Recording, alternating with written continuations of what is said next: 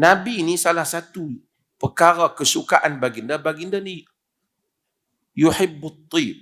Baginda ni suka pada wangian. Kana la yaruddu tib idza uhdiya ilaih. Dalam riwayat Muslim, Nabi ni tak menolak minyak wangi jika dihadiahkan kepadanya. Nabi itu sendiri, tubuh baginda tu Allah jadikan memang wangi. Kata Anas, ma syammamtu an baran wala miskan wala syai'an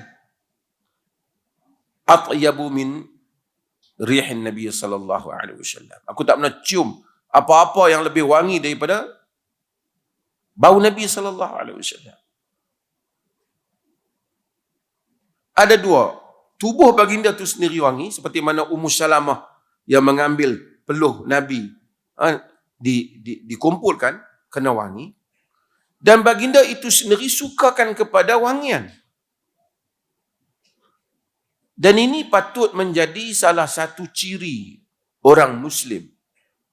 Sentiasa ada wangian. Tangan kita mungkin tak macam tangan Nabi. Pegang Nabi tu wangi asal. Tu pun Nabi memakai wangian, suruh kepada wangian. Maka kita pakailah.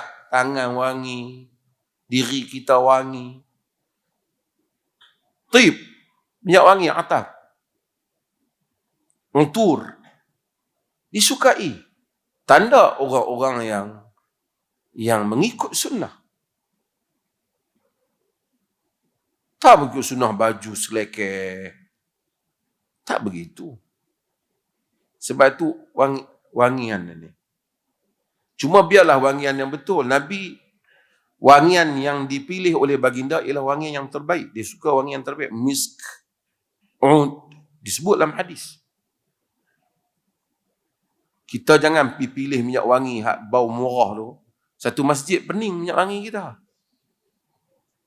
Beli minyak wangi yang bagus lah.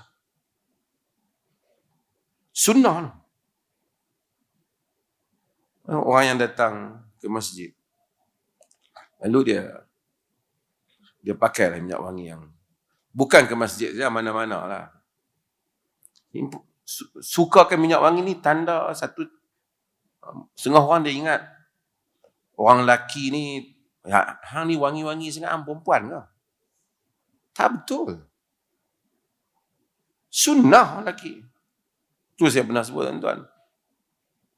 Orang lelaki ni nak tengok, ada orang lelaki yang kalau suka wangi tu, dia standard lelaki lah.